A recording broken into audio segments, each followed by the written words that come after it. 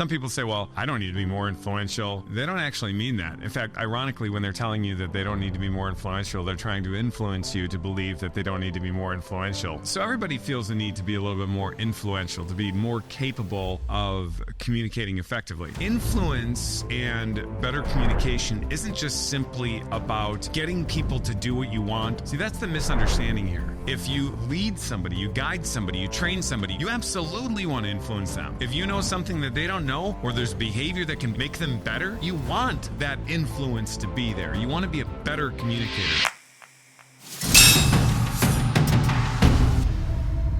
Dave, today we're talking about the virtues and traits that make you a good communicator.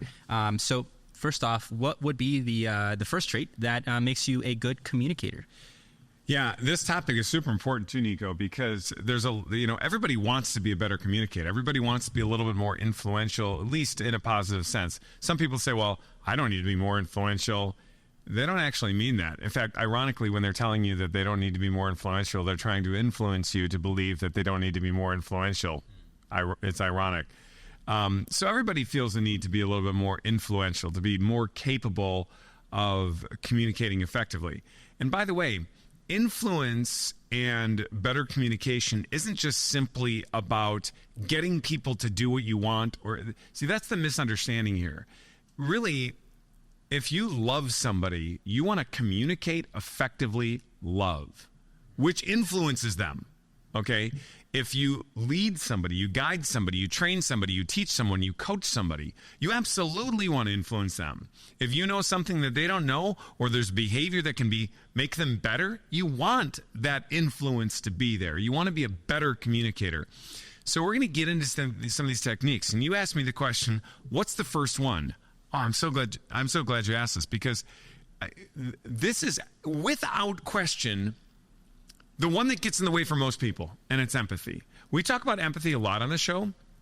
We talk about it sometimes as just the virtue of empathy, being able to understand somebody else, being able to connect in that way. But I'm not talking about it from that perspective here. I'm talking about its efficacy.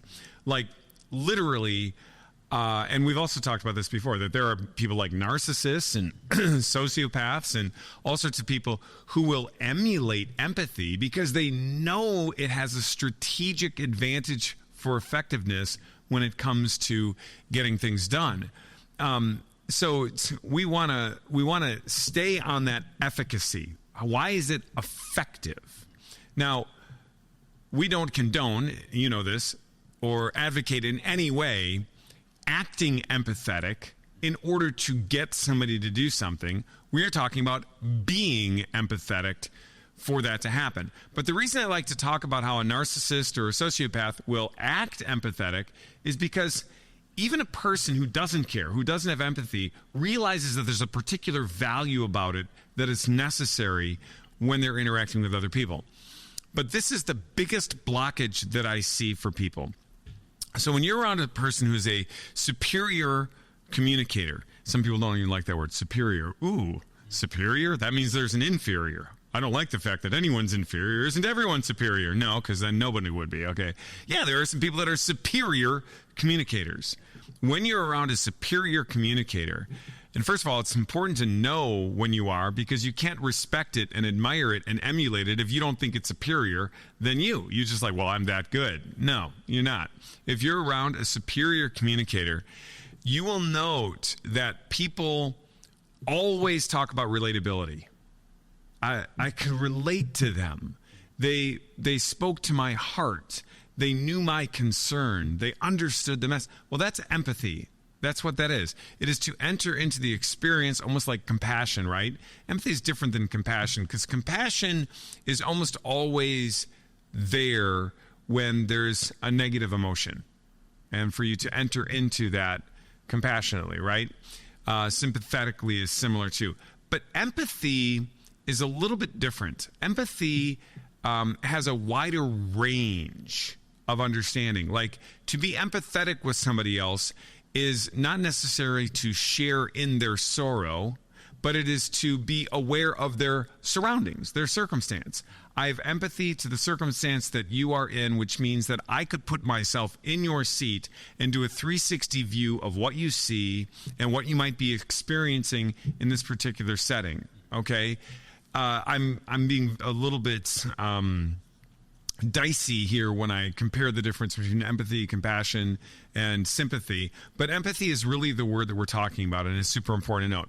So what happens is you basically need to enter into the conversation in a way that says, this person has a heart, a soul, a mind, history, a future, desires, dreams, pains, happiness, joy. This is why it's beyond compassion, right? Like I do. They're not the same that I have, but they have those feelings. They can feel pain. They can feel joy. They can feel happiness. They can feel insecurity. What might they be feeling? And that's basically empathy. The person who's unempathetic will never ask the question, what might they be feeling? What might they be experiencing? Oh, you know what? I asked the question. Now I have the answer. They're nervous. I see it. Now I know they're nervous. What am I going to do with that? I'm going to make them more nervous? Or am I going to calm them? Because if they're nervous, I can't help them. Or maybe the nervousness is actually good in this setting because they deserve to be a little nervous. And I need to let that sink in a little bit more for them to be very aware that this is a serious conversation.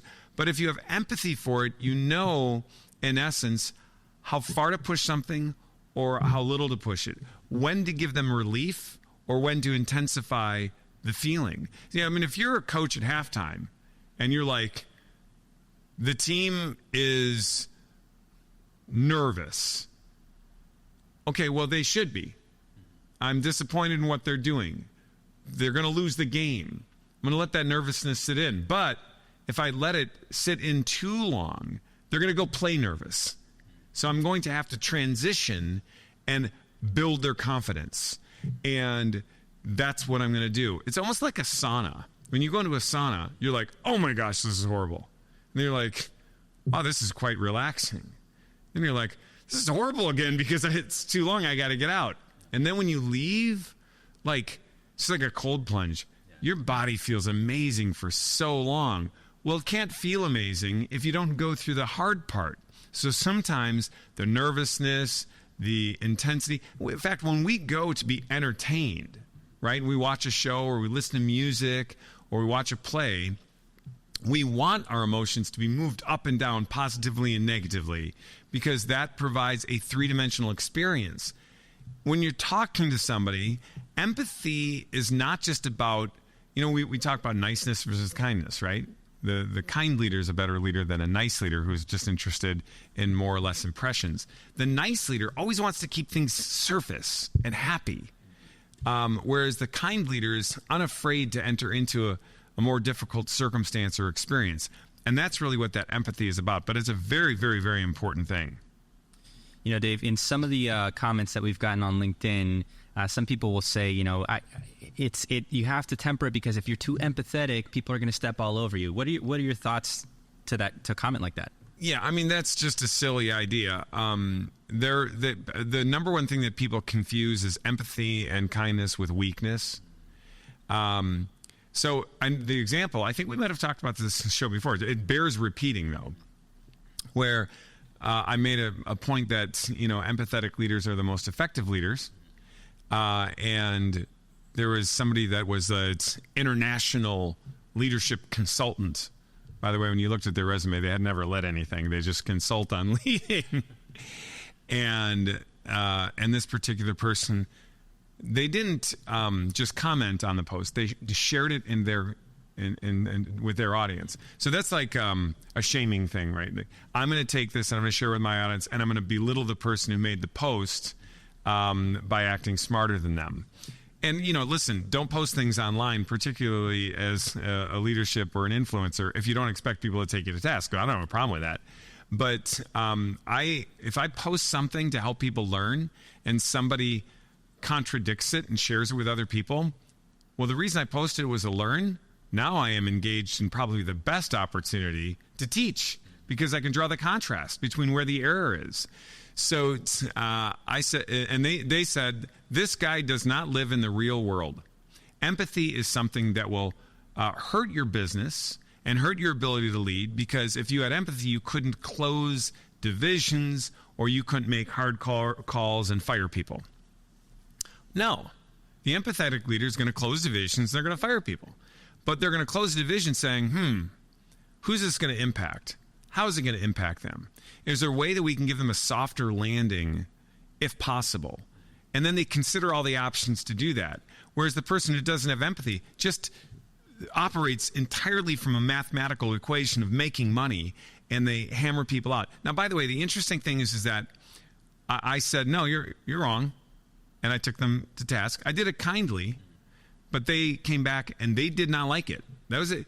Interesting thing is that they didn't like it.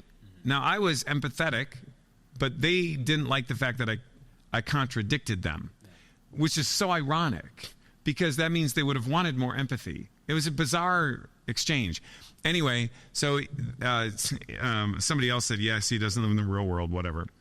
Well, I came back, and the way that I finished it is I said, listen, here's what I'd like you to do. I would like you to take my post, which talks about the importance of empathy, and your post, and put them in the HR office of any company that you work with, and then say, would you rather work for an organization that believes in this one or this one? And you see how your recruiting goes down with your philosophy and how it goes up with my philosophy. Well, this got so much traction. It was really unbelievable. You don't. I got more follows that day than any day that I've ever had in LinkedIn, and it went viral. And what happened was these guys were shredded because everybody was agreeing with me. They took it down. They removed the post. But it is. I mean, I left the post up, but they removed their share of it, and. It's just a funny thing. But even people who are supposedly operate at a high level will reject these things. And it's a fascinating blindness. I think the next point will kind of tie into this whole LinkedIn thing, which is, virtues and traits that make you a good communicator. Number 2 would be understanding. Yeah, and understanding is related to empathy, but it's a little bit different. And as a Catholic, it's one of the gifts of the Holy Spirit. Which is why when a person says, I don't understand, they should be a little cautious. Now, if somebody says, I don't understand algebra, that's not what we're talking about. That's not the gift. I mean, the gift of the Holy Spirit could include understanding algebra. It actually literally could. But that's not really what it's about. It's about understanding the big picture of circumstances. So if you and I disagree on a moral act, and I'm trying to help you see it morally, I would need to be able to say, well, why? And this is kind of empathy and understanding, interacting. With empathy, you can have understanding. Without empathy, you can't. So I am empathetic to your circumstance, Nico, and you like this. This is not true about Nico, by the way, but this fictitious sin, or you want to conduct this bad act. And if I go, well, if I'm Nico in his situation, where he is with his temperament and everything else about him, gosh, I probably would think the same thing. But let me raise him to a higher level by introducing him to a new idea. And if you say, you're wrong, Nico, how stupid, I've lost you. But if I say, boy, I get that, I get it, and I was there, or at least considered being there, and I know many people that have been, but here's why that doesn't go well. That's totally different. Now the person is open-minded. So you have empathy and understanding. And we should be able to have that understanding, by the way. I mean, really, I think it was Scott Hahn that said one time in a speech, if you're not aware that you are capable of committing every sin in the Bible, then you're reading it wrong. And that's true. And the only way to be aware of that is to understand it. To say, wow, there's some pretty bad things in the Bible. But if I can understand human nature, which I possess, okay, I should be able to understand all of the capital sins. And that's a good way of looking at it. Yeah, that makes sense, Dave. I like how you use the phrase, that makes sense, I understand. And it makes the person feel like felt, A, and B, understood. And then that way they are a little bit more open to being vulnerable or to listening to your take, as opposed to, That's what it says in the Bible. Just listen to it, and that's it. Yeah, and so I'm glad you keyed into those statements because I really teach people to use them. That makes sense. What was the other one? I understand. And I understand. Take out the fact that I use them all the time. I just can't remember. Okay.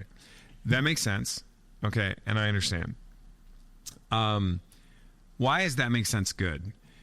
See, some people would say, well, I don't understand because I don't agree with it. Agreeing is not the same as understanding. Or they say, I don't understand because they're trying to be morally superior. Or I don't understand because I'm so unbelievably logical. What you're saying makes no sense to me. But there's always something missing. So if you were to go 2 + 2 + 2 = 6. Yeah. Okay, I'm looking at the formula. I'm reading 2 + 2 + 2 = 6. And you say, no, I'm looking at that right there. That equals 4. And I go, well, that doesn't make sense. I don't understand. Well, I would have to ask a clarifying question. Why do you think it equals 4? Because that's so off. Why do you think it equals 4? I'm looking at it right there. It's 2 + 2. No, it's 2 + 2 + 2. And you go, no, it's 2 + 2. And then I come over where you're sitting, and I can see that the last +2 is blocked by something, and you don't see it. Now I've come over to your perspective. I see what you see, and it makes sense. Literally, that makes sense, Nico. Why? Because you couldn't see the last +2. There's usually something like that about it for most people. There's something missing for them. And it's like, wow, if I could just fill in the blanks there. That's why two people argue about things that they're generally, quite often when people argue with each other, they agree more than they disagree. But there's a missing piece of information that would mitigate the entire argument. And so that's why when you say, that makes sense, okay. Well, now, first of all, it might not make sense. To me, it doesn't make sense. You see it as 4, but it's 2 + 2 + 2. So I would say instead, help me understand. Okay. Help me understand means I don't understand, but I want to. That's actually pretty much just as good as, understanding. It's not quite as good. That's why you want to understand. But it's by far better than I don't understand, like a refusal. Help me understand. Now, we're not trying to get particular about wording, too. If you said, you know what, I don't understand, but I know I would if I could hear a little bit more. Help me understand your perspective. That's also fine. It's just when you're throwing down some sort of warfare to tell the person that they're completely ignorant or, irrational, then all they do is they dig in deeper to their argument. And now we're going to number 3, which is thoughtfulness or consideration. So, right. Thoughtfulness. When your producer says the wrong thing, call him out on air, because that's not very thoughtful. No, I know that you would appreciate that, actually. Yeah. Thoughtfulness, yeah, this is just true. I mean, literally, to be thoughtful is also to be very similar to have consideration. And if a person is inconsiderate, they're not thoughtful. I didn't consider it. Oh, I thought that would make you upset. I never considered that you'd be upset. I never thought about whether you'd be upset. So you can hear the integration of empathy and understanding in thoughtfulness. I'm about to say something. What are the consequences of what I'm going to say? Would you understand it? You don't use the same language that I use. You weren't educated the way I was educated. You don't have the same experiences that I have. You have different experiences. I'm going to be thoughtful about what I say to you. I can tell that you're a little bit more sensitive, or you're not as sensitive. You're the type of person that's like, enough with the emotions, man. Just get right to it. So I'm going to amp up my get right to it game, or the reverse. That's thoughtfulness. It is to actually be pensive in the conversation and say, what is the outcome I desire? See, some people are bothered by this particular statement, but you should know the purpose and the desired outcome of every single interaction you have with somebody. The reason people say, well, that's offensive is because it sounds calculated. It's so not calculated. I suppose in some settings there's a calculation, but like everywhere, if you're going to get together for a meeting, what is the purpose of the meeting? To exchange ideas so that whatever organization is being met about can be more productive and get something done. That's a general idea. If you're going to get together with somebody on Saturday night socially, well, it's to bond the relationship. So if you know the purpose and you have a desired outcome, You're not going to sit down for the social thing and start talking about work the whole time, unless that's how you bond. But you're going to know that. And if we've ever been in it, I literally was in this setting a couple of times. There's a particular person where I'll bump into this person, and all they want to do is tell me negative news about their homeowners association. Okay? And I endure this for quite some time, and I'm happy to. But on occasion, I'm in a place where I have to get going, or I'm with others who have no interest in this conversation, but the person will engage me about it unaware. And I've literally said a couple of times, hey, just so you know, I know that you've got some frustrations you want to talk about with this. And I'm not relevant to the circumstance. I say, so I'll listen for a minute or two, but I've got some guests with me here. And I don't want to take too much time from them on this. And they will literally ignore everything that I said and just ramble on forever until I have to actually just say, I can't talk about this anymore. I have to move on. So the purpose of the conversation is not that, but they'll move into it. We've all been that way, like all of us, myself obviously included, where I'm not thoughtful enough about what is the purpose here of this dialogue, and we need to be considerate and thoughtful about it. Very thoughtful of you to share, Dave. And we'll move into number 4, which is interest in others. I think we kind of covered a little bit about this on number 1, empathy, but care to share a little bit more about it? No. All right, perfect. Let's move on.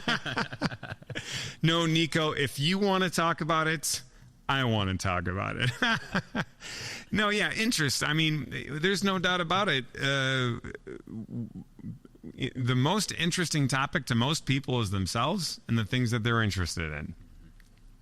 Clearly, the things that they're interested in are the most interesting to them. So if I take interest in you or interest in the things you're interested in, you're going to find me interesting. It's really kind of that simple. And how we forget this, it's an ego-driven thing. And again, we've all done it. I can reflect back just even on my week and say, I really expressed a lot of interest in myself when I talked to that person. And where can we stop and reflect? Now, some people give you these formulas, and you've heard me talk about this too. There's no formula for how much interest you share in somebody else and how much interest they share in you. Sometimes in fact, it's hard to be around a person who will never talk about themselves. Some people are like, they have this principle: I will listen twice as much as I talk, and I want to share interest in the other person, so I'm going to have this full-on commitment to only being interested in them. Okay, well, frankly, you can't be a good friend that way. And I'll tell you, the first reason is because you're self-righteous. That's why. Because that's not a healthy thing. It's a false humility. And there's no way a person can get to know you. And it also means, generally speaking, that you're unwilling to be vulnerable, because showing interest in the thing or sharing your interests is a vulnerability. So being a good communicator, when we talk about interest, it's a two-way street. It is showing interest in others, and it's sharing your interest in them. Now, they might not actually grab a hold of your interest. They might be bored by it. And it might be that particular day, they just need to talk about themselves. So you do tone it down in that particular day. And you don't make it a contest of who's, you just simply go with what makes most sense that day. Like some days you're going to sit down and talk to a friend all about them. And the next day, all about you. And the next day, some about you and some about them. Don't paint yourself into this ridiculous corner of a formula. And just go with what the Holy Spirit guides you with in that moment.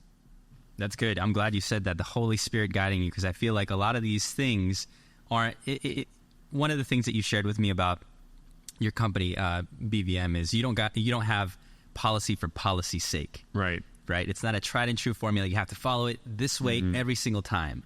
And so I appreciate that, because I feel like there's like flexibility there. Yeah. In this, but still having a high standard. Yeah, and by the way, there's a general principle, which is fine. The general principle is I'd like to listen to others more than I speak. I'd like to be more interested in them than me. I love that as a general principle, but as a hardcore policy, it becomes way more not only inconvenient but rude then it is good. Number 5 is one that I have to work on with my kids. So virtues and traits that make you a good communicator. Patience. On with it. What were you saying? No, yeah. Patience. This is true. Great people are patient in all things, but wait for nothing. And if we confuse those, then we become apathetic, and we use patience as a shield to hide behind in order to be unproductive.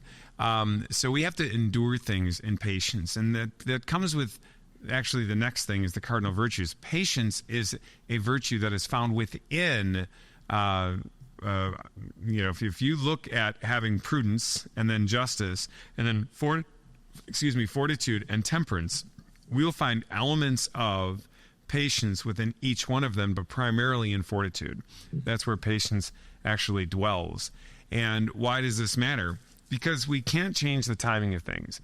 I mean, you've heard me say this before, and it's true. If you're going to bake a cake and it calls for 10 minutes or 12 minutes or 15 minutes in the oven, at whatever degree, I don't bake, so I couldn't even give you the proper formula and timing. But let's say it's 400. Somebody might be like, what cake could come out at 415 minutes? I have no idea. But let's say it is. And you're like, well, why don't I just jack up to 700 for 4 minutes? Even though I don't bake, I can tell you how that's going to turn out. Not very well. I do grill, by the way. And there's a relationship there with the grill. So it's just important to know that some things just take time, and we need to endure them with virtue. I want to kind of expound upon that a little bit more, because you mentioned a good leader, right, is patient in all things but waits for nothing. And I think a lot of people kind of confuse patience for not doing anything and kind of staying stuck in this quote-unquote discernment period. Can you talk a little bit about that? So there's a couple of things on that. So I'll give you an example of waiting and patience, and then let's come back to discernment in case I move away from it too far. I need to lose 20 pounds. I need to start now. So I'm going to eat right and exercise today. But I'm not going to lose 20 pounds today. So I'm going to wait for nothing, but I'm going to be patient in the process. That's what that means. Whereas the person who's not virtuous, not professional, is impatient in all things and waits for everything at the same time too. They're like, well, I'm going to lose 20 pounds. I'll start next week after the holiday. Why haven't I lost the weight yet? Well, because you haven't even done anything yet. Similarly, there are people who will discern, non-Catholics and Christians use the discernment phrase more than most people. They go, I'm deciding. Discernment means a little bit more of that, what is God's will for me. But Catholics can hide behind this too. I'm discerning God's will. Oh, that's why you're spending a year and a half at home sitting around, sleeping in while your family needs you to make money, or while your parents want you to get out of the house because you're discerning. Well, let me just help you. God's will is not that you sit around and be taken care of by others while you're lazy. It is to contribute. And you can find that all over the Bible. Nowhere does it say discernment means sit around and do nothing. And so do something. Do something while it is you're trying to figure out what it is you want to do. Now, there are certain things that if you decide to do it, you're committing to it at such a level that there's no place for discernment in it. But I'm not saying that. But I'll always tell people, find a job that you can do while it is you're figuring out what it is you're going to do. Be productive. When you do that, it accelerates the discernment process. It gives you a way higher ability to see clearly what it is that you want to get done. And that's an important thing. That's good. You touched on number 6, which is the cardinal virtues a bit. Is there anything else that you wanted to share on the cardinal virtues? The cardinal virtues, even the Catechism says that prudence is the charioteer of all the virtues. So I always tell people, if you're struggling with courage, if you're struggling with temptations and you don't have temperance, your passions are crazy, if others have told you you're not fair, if you can't make a decision. By the way, the number one way that you can determine that you're around a person who needs to work on virtue, it's when they can't make a decision. They're unable to do it. They spend 3 weeks picking out tile for their house by making 5 trips to the tile store and spending 4 hours looking at all of the tiles, and then dragging people with them to do this process. And then after that 3 weeks, having the 3 tiles that they're considering sitting in their house for another 3 weeks as they look at each one of them just to determine which one is going to be right. Listen, I'm not saying you shouldn't pick out beautiful things. Every place that I have, I want it to be beautiful. I want the tiles to match. I want people to come there and enjoy it. The difference between a person who does that and a person who makes the decision relatively quickly is that the person who takes forever will often, not always, but when I've been around this, will often be thinking that first of all, there's a perfect answer, and there usually isn't. Okay, there's a perfect answer to, building the corner foundation of a building so that it stands, but not whether or not it's a lighter shade of gray. Okay, now the person who is concerned about the lighter shade of gray is concerned in one of two ways. They either think that everybody that sees it is going to judge them, or that every person that sees that is going to believe that there is a perfect right answer that was gotten or not gotten, and that they are going to praise that person for making the perfect decision. None of these things take place. 99% of the people are going to walk in and go, cool, like it. Now, if you made a really, really bad choice, they might go, that's ugly, why'd they pick that? But there's probably 100 great choices, okay? Not one perfect one. And there might be 100 really bad choices too. Just stay away from those and go to the 100 great ones and pick one of them. That's solid. Last point here on the virtues and traits that make you a good communicator: humility. Yes. Humility is, of course, precision truth about ourselves in the eyes of God. Wow. Because if we have that precision truth, we're going to probably act upon it. We're going to say, that's not the way to behave. That's not the attitude to have. That's not how I should think. Wow, I made that decision. I did that thing. I committed that sin, and I did it with such arrogance. I did it because either, had presumption. God's going to forgive me, so I'm just going to do it. I mean, I'm going to use God's goodness against him. As a father, you know this, or as a boss sometimes, when people use your own goodness against you. Well, you always said, or I always figured, like I recently had this happen where I had a few things in my own life that I'm just very willing to share with people. But I would always say it the same way. I'd say, listen, I'm absolutely willing to share this with you. I just want to know ahead of time if you're going to use it. Okay? Because there's others I share it with, and often I use it myself. And I just, always make sure that you ask ahead of time. And the answer is probably going to be yes 99% of the time, but I want to know ahead of time. And then that bill was abused. And it was abused in a way that was ridiculous, where they just started using it like it was their own. And all of a sudden now, some of the other people who were way ahead of them, like my family, in line to use it, that I provided for them to use, were not able to use it. And that happens sometimes, where some people will take your goodness and use it against you. And my rule was very simple. And I always said yes, 100% of the time. And then it got to the point where I was going to just say no, always, because you don't have respect for the rule. Well, we have to remember, God's not a pushover. God has 100% mercy, but God is not a pushover. We can't use these human terms and think that we can manipulate God by saying, well, if you're all loving, like all of a sudden we're the definers of love and not God. So humility is so important, because when we have it, we start to recognize that these self-justifications that we use and these manipulations that we use for other human beings, they just don't work for God.